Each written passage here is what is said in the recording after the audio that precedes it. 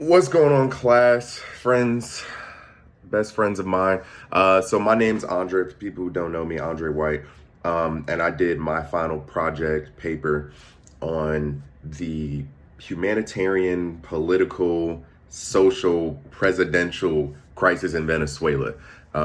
This crisis or conflict wears so many different hats, and one thing that I've realized after writing my paper and submitting it and doing the conflict map and going back and looking at everything and looking over everything is that it's possible that I missed a lot of things because the crisis is just so broad. You know, there are different opinions on when it started, whether it started 20 years ago or whether it started 6 years ago. We can go back from an economic standpoint and look at Venezuela's economy declining starting 2 decades ago. Venezuela is one of the largest distributors of oil in the world. We actually get a lot of our oil from Venezuela. So things have happened and they've ended up going into a lot of debt, and that debt has spiraled into crippling their economy. And the reason that I chose this topic was because I wanted to be different. I wanted to do something different. I feel like I was always leaning towards choosing the same things: conflicts in Africa, conflicts in Europe, talking about World War I, II, and just things that came really easy to me. So with this topic, I wanted to branch out and be different and move out of my comfort zone. But anyway, so basically generalizing what I've learned that Venezuela is in a much worse state and situation than I thought originally. I did not expect to uncover all of these things going into this topic.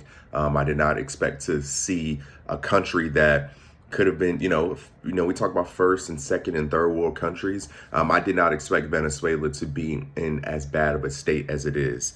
Like I said at the beginning of the video, Venezuela is in what I call a political, economic, and a humanitarian crisis. In terms of economical, they're in severe and crippling debt from bad oil management over the years, bad economical management over the years. They're in a humanitarian crisis. Venezuela has had, due to all of their conflict and things going on, they've had about anywhere between 2 and 4 million people displaced or immigrate from the country in the last 20 years. And the people that have stayed in the country, 87% are now in severe poverty and or starving. Children are starving to death. When parents are starving to death. The citizens of Venezuela are in a really bad place right now, with almost 90% of their current population starving. And then we have a political. Most of my paper had to deal with the political aspect of the conflict with their current sitting president is President Nicolas Maduro. And he is currently serving his second term in their second presidential term. And when he got into office, he basically said, "I'm here now. No one's going to oppose me." And he had a lot of people opposing him. And the most notable one is a man, I can't ever pronounce his name correctly. His name is Juan Guaido. We're going to call him Juan Guaido. I'm probably pronouncing that wrong. But basically, when Nicholas got into office, he basically shut down any type of opposition from anybody that opposed him. He basically removed anybody in the Supreme Court, in Venezuela Supreme Court, that was not going to support him. And he filled those seats with his supporters, which is very unconstitutional, violated Venezuela's constitution.